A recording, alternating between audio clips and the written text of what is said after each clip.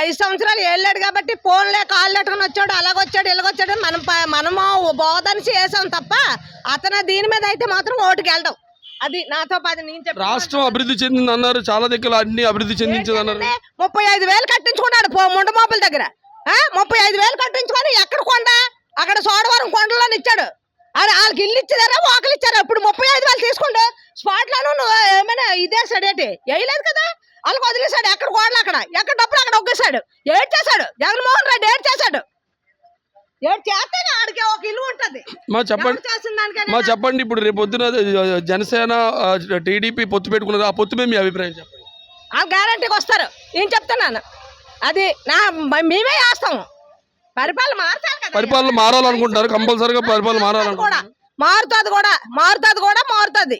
TDP వస్తే మంచిది అంటారా? టీడీపీ వచ్చినప్పుడే అతనికి అన్ని కష్ట సుఖాలు తెలుసు, ఈడిగాడు తెలుసు.